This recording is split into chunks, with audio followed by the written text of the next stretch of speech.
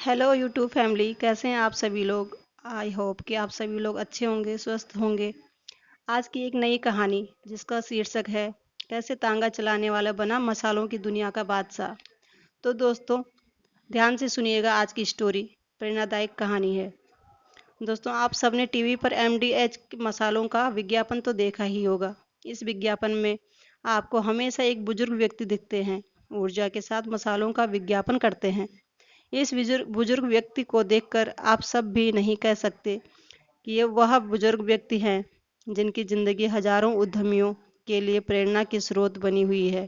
दोस्तों, यह व्यक्ति एमडीएच कंपनी के मालिक धर्मपाल गुलाटी हैं, जिन्हें भारत में मसालों का बादशाह कहा जाता है।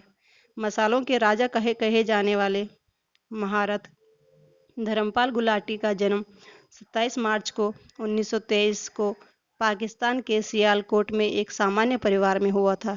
उनके पिता चुन्नीलाल एक सामाजिक संगठन में काम करते थे। इसी ऑर्गेनाइजेशन में चुन्नीलाल जी ने अपने मसालों का एक छोटा कारोबार शुरू शुरू कर दिया।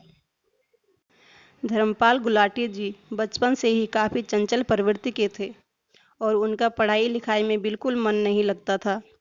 हर माता पिता की तरह चुन्नीलाल गुलाटी भी चाहते थे कि उनका बेटा पढ़े लिखे और बड़ा आदमी बने, पर जब वे अपने बेटे को देखते तो उन्हें काफ़ी निराशा होती। धर्मपाल गुलाटी जी ने जैसे तैसे चौथी कक्षा पास करी। जब उन्होंने पांचवी कक्षा में परीक्षा दी तो वह फेल हो गए।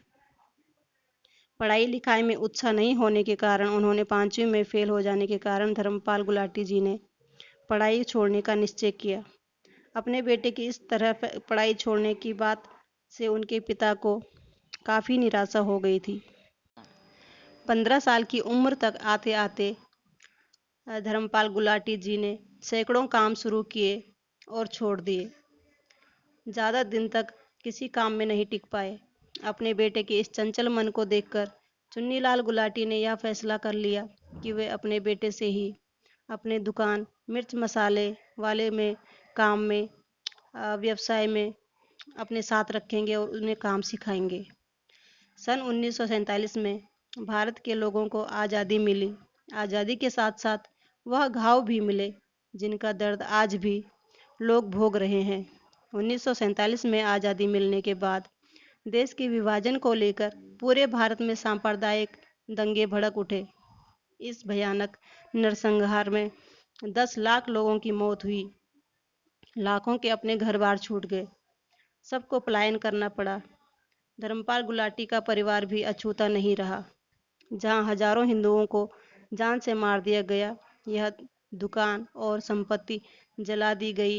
इन सब से बचने के लिए पलायन एकमात्र रास्ता था।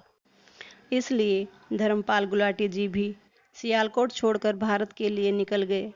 भारत पहुंचने के बाद उन्होंने कुछ दिन अमृतसर के रिफ्यूजी कैंप में बिताए। फिर वहां से वह देश की राजधानी दिल्ली में अपने एक रिश्तेदार के घर आ गए। देश के विभाजन के बाद उनका घर, दुकान, व्यवसाय सब पाकिस्तान के हिस्से में चला गया और सब बर्बाद हो गया। धर्मपाल गुलाटी जी जब पाकिस्तान से हिंदुस्तान आए थे तब उनके पास कुछ पैसे थे। इन्हीं पैसों से उन्होंने एक तांगा खरीदा और तांगा चलाने लगे। धर्मपाल गुलाटी ने कुछ दिनों तक तांगा चलाया। फिर उन पर उनकी चंचल मन की प्रवृत्ति होने लगी, क्योंकि तांगा चलाकर इतने पैसे नहीं मिल पा रहे थे कि अपने परिवार का खर्च चला सकें। अतः उन्होंने तांगा चलाने का काम छोड़ दिया।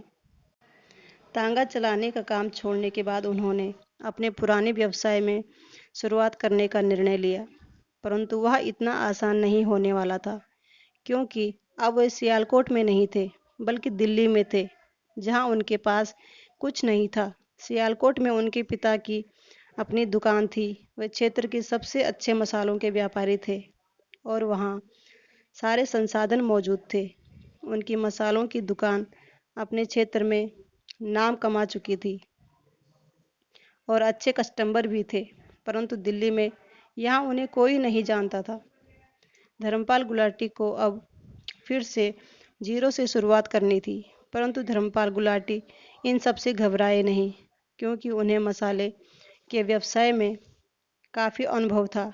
वे खुद अपने पिता के साथ मसाला पीसते थे। अपने पिता द्वारा किए गए कार्यों और सिखाए गए व्यवसाय गुरु से प्रेरित होकर उन्होंने फिर से अपनी पुश्तैनी व्यवसाय शुरू किया और मसालों के बादशाह बने। अपने मेहनत, संघर्ष और मजबूत इरादों से धर्मपाल गुलाटी ने वह कर दिखाया जो आज देश के युवा के लिए प्रेरणा बना हुआ है। पिता द्वारा सौंपे गए कारोबार को न सिर्फ बढ़ाया बल्कि उसे एक ब्रांड बनाया। वह ब्रांड जिसका इस्तेमाल तकरीबन भारत के हर घर में होता है। बहुत कम लोग ही धर्मपाल गुलाटी जी की सफलता के पीछे के कठिन परिश्रम को जानते हैं। तो दोस्तों, कैसी लगी आपको ये स्टोरी? दोस्तों, बिना कठिन परिश्रम किए कुछ भी हासिल नहीं होता। कोई भी कार्य छोटा या बड़ा नहीं होता। बस हमें परिश्रम करने से पीछे नहीं हटना चाहिए। जैसे कि स्कूलों में हम लिखते थे, हमें बताया जाता था कि परिश्रम ही सफलता की पूंजी है। परिश्रम करते रहें और आगे बढ़ें। Thank you.